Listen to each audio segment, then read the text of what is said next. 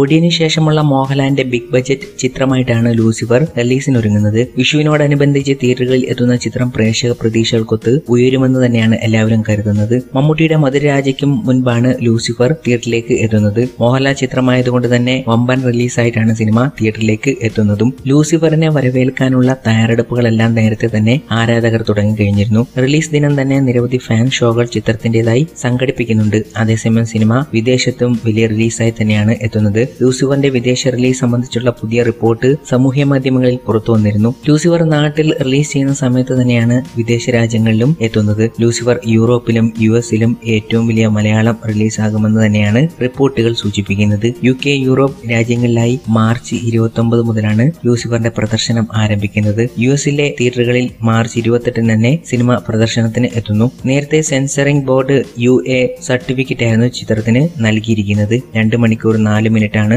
സിനിമയുടെ മൊത്തം ദൈർഘ്യം. ഗൾഫ് രാജ്യങ്ങളിലും വമ്പൻ റിലീസായിട്ടാണ് സിനിമ പ്രദർശനത്തിന് എത്തുന്നത്. മലയാളം, തമിഴ്, തെലുങ്ക് ഭാഷകളിലായി 1500ഓളം സ്ക്രീനുകളിൽ ലൂസിഫർ പ്രദർശനത്തിന് എത്തുമെന്ന് നേരത്തെ തന്നെ റിപ്പോർട്ടുകൾ വന്നിരുന്നു. റിലീസിനൊരുങ്ങുന്നതിനിടെ സിനിമയുടെ അഡ്വാൻസ് ബുക്കിംഗിനെല്ലാം തന്നെ മികച്ച പ്രതികരണമാണ് ലഭിക്കുന്നത്. 5 മില്യണിലധികം കാഴ്ചക്കാർ നേടിയാണ് ലൂസിഫറിന്റെ ട്രെയിലർ യൂട്യൂബിൽ കുതിക്കുന്നത്. 1 മണിക്കൂർ കൊണ്ടായിരുന്നു സിനിമ 1 മില്യൺ വ്യൂ നേടിയെടുത്തത്. മധുരരാജ ടീസറിന് പിന്നാലെ എത്തിയ ട്രെയിലറിന് മികച്ച സ്വീകാര്യത തന്നെ ആരാധകരും സിനിമാ പ്രേമികളും നൽകി. ഇത് പടത്തിന്റെ പ്രതീക്ഷ ഒന്നുകൂടി കൂട്ടിയിരിക്കുകയാണ്. മോഹൻലാൽ ആരാധകർ ഒന്നടങ്കം വലിയ പ്രതീക്ഷയോടെയാണ് ചിത്രത്തിന് വേണ്ടി കാത്തിരിക്കുന്നതും. വമ്പൻ താരനിര അണിനിരക്കുന്ന ലൂസിഫറിൽ മോഹൻലാലിന്റെ പ്രകടനം കാണാനാണ് എല്ലാവരും കാത്തിരിക്കുന്നത്. മഞ്ജു വാര്യർ നായികയെത്തുന്ന ചിത്രത്തിൽ ടോവിനോ തോമസ്, വിവേക് ഒബ്റോയ്, ഇന്ദ്രജിത്ത്, ബാല, സായികുമാർ, ശിവജി ഗുരുവായൂർ, ആദിൽ ഇബ്രാഹിം, സാനിയ അയ്യപ്പൻ തുടങ്ങിയവരാണ് ചിത്രത്തിലെ മറ്റു പ്രധാന താരങ്ങൾ.